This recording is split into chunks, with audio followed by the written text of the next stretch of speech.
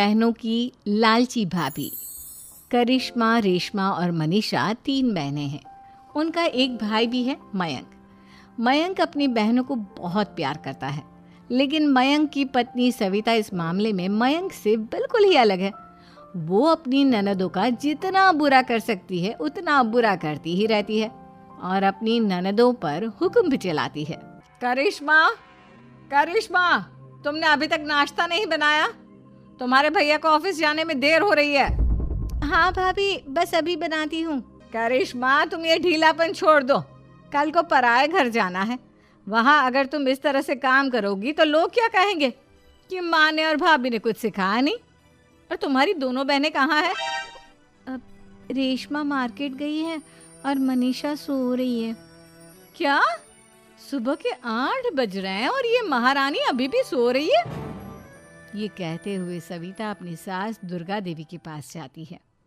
माँ जी, देख रही हो अपनी बेटियों के तौर तरीके?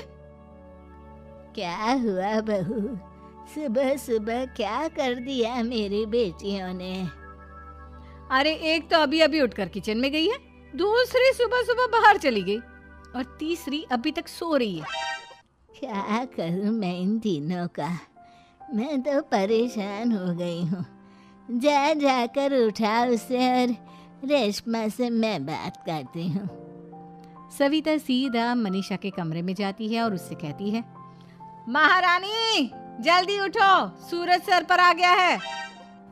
भाभी थोड़ी देर और सोने दो ना, मैं रात को लेट सोई थी।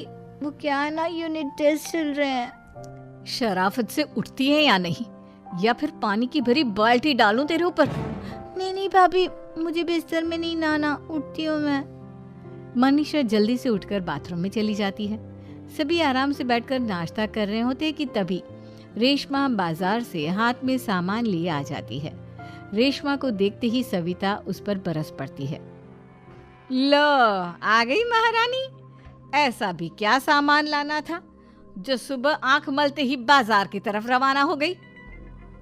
भाभी, कल आप ही तो चीख रही थी कि घर का सारा सामान मुझे ही लाना पड़ता है, घर में किसी को भी किसी काम से कोई लेना देना नहीं है।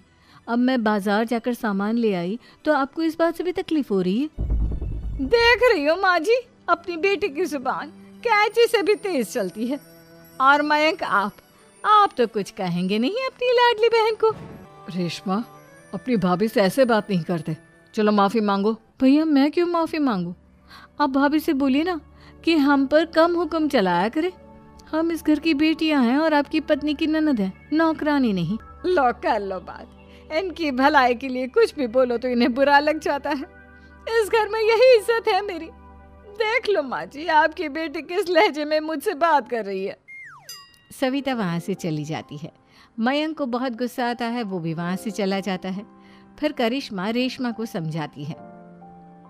रेशमा, तुम्हें भाभी से माफी मांग लेनी चाहिए थी ना। लेकिन दीदी, मैंने कुछ किया ही नहीं, तो मैं माफी क्यों मांगू? हाँ करिश्मा दीदी, रेशमा दीदी जैसे ही घर में आई भाभी ही उन पर चिल्ला रही थी। हाँ, मैं मानती हूँ कि गलती भाभी की थी। मैं तो इसलिए बोल रही हूँ कि भाभी ने माँ को तो पूरी तरह अपने वश में कर लिया है। वो हमारी बात सुनती ही नहीं। मयंक भैया हमारे लिए हमेशा खड़े रहते हैं, इसलिए उनकी बात का मान तो तुम्हें रखना चाहिए था ना। कोई फायदा नहीं दीदी, कुछ दिनों की बात और है, भाभी उन्हें भी हमारे खिलाफ भड़का देंगी। फिर वो भी माँ की तरह हमारी किसी बात का विश्वास नहीं करेंगे।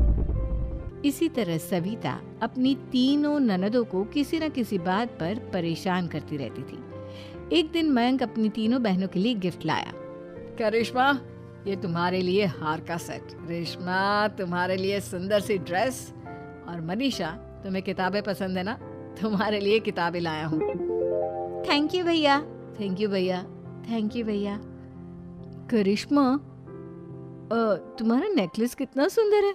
ये भैया कहाँ से ले आए होंगे? मैंने भैया को 3 दिन पहले फोन पर ये डिजाइन दिखाया था और आज भैया ये ले आए। सविता तो अपनी ननदों के गिफ्ट्स देखकर जल गई और करिश्मा का नेकलेस तो उसे भी बहुत पसंद आया था। अपनी बहनों के लिए कितना अच्छा नेकलेस लेकर आए हैं, मुझे कभी कोई गिफ्ट नहीं दिया। मैं आज ही ये हार चुरा लूंगी। रात में सविता करिश्मा का हार चुरा लेती है और इसी तरह उसे अपनी ननदों की जो भी चीज़ अच्छी लगती वो उसे मांगती नहीं, बल्कि रात के अंधेरे में चुरा लेती। इसी तरह दिन बीतते गए और सविता ने मयंक के दिल में भी उसकी बहनों के लिए नफरत पैदा कर दी। एक दिन मयंक ने करिश्मा और रेशमा के लिए रिश्ता देखा और ये बात उसने घर में सबको बताई। माँ, करिश्मा और रेशमा के लिए बहुत अच्छा रिश्ता आया है। वो लोग कल इन्हें देखने आ रहे हैं। आप और सविता मिलकर सारी तैयारी कर लेना। ये सुनकर करिश्मा और रेशमा खुश हो जाती हैं, लेकिन सविता सोचती है, अगर इन दोनों बहनों की शादी हो गई तो घर और बाहर का काम कौन करेगा?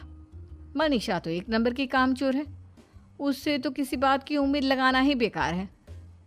मुझे इस शादी को रोकना होगा। अगले दिन सभी लड़के वालों के स्वागत की तैयारी करने में लगे होते हैं। तभी मयंक अपनी बहनों से आकर कहता है, तैयार हो गई तुम दोनों? देखो, दोनों लड़के बहुत अच्छे हैं, मैं कोई कसर नहीं छोड़ना चाहता, इसलिए तुम उनके सामने अच्छे से बिहेव करना और अपनी भाभी से लड़ने मत लग जाना। करिश्मा, तुम वो नेकलेस पहन लो ना जो मैं तुम्हारे लिए लाया था। भैया, मैं बहुत देर से वो नेकलेस ढूंढ रही हूँ, लेकिन मुझे मिल ही नहीं रहा।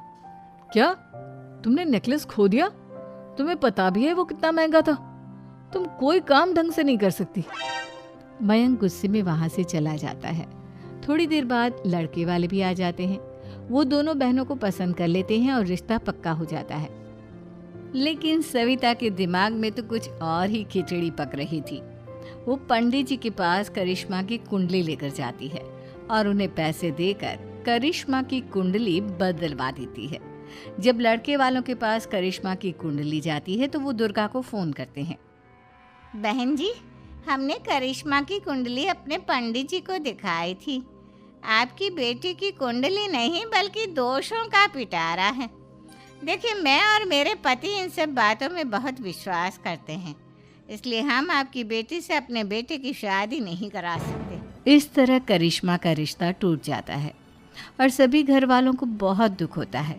अब कविता सोचती है, चलो, करिश्मा का तो रिश्ता टूट गया, अब रेशमा का भी रिश्ता तोड़ना है।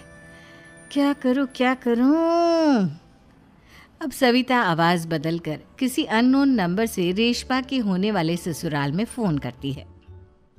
हेलो, मैं कौन हूँ कौन नहीं ये आपके लिए जानना ज़रूरी नहीं, बस इतना सुन लो कि रेशमा का 2 साल से किसी के साथ अफेयर चल रहा है। बस रेशमा का रिश्ता तोड़वाने के लिए सविता का इतना कहना काफी था। अब रेशमा का भी रिश्ता टूट गया। मयंक और दुर्गा देवी ने रेशमा को खूब खरी खोटी सुनाई और उससे बार बार उस लड़के के बारे में पूछने लगी। आप दोनों मुझे क्यों परेशान कर रहे हो? अरे कोई लड़का होगा मेरी लाइफ में तो मैं बताऊंगी ना, जब कोई है ही नहीं तो कहाँ से लाऊं मैं कोई लड़का? तो तेरे होने वाले ससुराल वालों को फोन किसने किया था? माँ, मैं नहीं जानती किसने फोन किया था, मैं सच कह रही हूँ। मैं तो पहले ही कह रही थी इसकी लगाम खींच कर रखो, लेकिन मेरी सुनता ही कौन है। आप चुप रहिए भाभी, ये सब आपका ही किया धरा है। अब तीनों बहनों को विश्वास हो जाता है कि ये सब उनकी भाभी ही कर रही है। तीनों बहनें अपनी भाभी को सबक सिखाने के लिए एक वकील कर लेती है और घर में हिस्सा मांगना। देखो भैया, माँ बाप की जायदाद में जितना बेटों का हक होता है उतना ही बेटियों का, इसलिए इस घर के 4 हिस्से होंगे और हमें अपना हिस्सा चाहिए। मैंने तुम्हारे लिए क्या क्या नहीं किया और तुम इस घर में हिस्सा मांग रही हो? भैया, आप और माँ हम बहनों की कोई बात नहीं सुनते हो और भाभी हमारी शादी नहीं होने देगी क्योंकि उन्हें लगता है कि आप हमारी शादी में ज़्यादा पैसा लगाओगे और उन्हें हम जैसी फ्री की नौकरानी कहाँ मिलेगी। तो हम भाभी के साथ तो रह नहीं सकते, हम बहनों को अपना हिस्सा चाहिए। अरे तुम्हें शर्म आनी चाहिए अपने भाभी पर ऐसा इल्जाम लगाते हुए। वो तुम्हारे बारे में कितना सोचती है। हाँ माँ, भाभी हमारे बारे में बहुत सोचती है, दिन रात बस यही सोचती रहती है कि किस तरह से अपनी तीनों ननदों को परेशान करूं और कभी मुझे पढ़ने भी नहीं देती। दोनों बहनों का रिश्ता भी तो इन्होंने ही तोड़वाया है और रात में हमारे कमरे में आकर हमारी चीजें भी चुराती हैं। इसी तरह सविता की तीनों ननदें अपनी बात पर अड़ी रही। अब कोर्ट में तारीख भी शुरू हो गई। जब सविता को लगा कि उसकी तीनों ननद इतनी आसानी से नहीं मानने वाली, तो उसने अपने पति और सास को सारी सच्चाई बता दी और अपनी तीनों ननद से माफ़ी मांगी। मयंक और दुर्गा को भी अपनी गलती का एहसास हो गया। अब सविता खुद करिश्मा और रेशमा के लिए अच्छा रिश्ता ढूंढती है और उनकी शादी करवाती है। Thanks for watching. Please subscribe.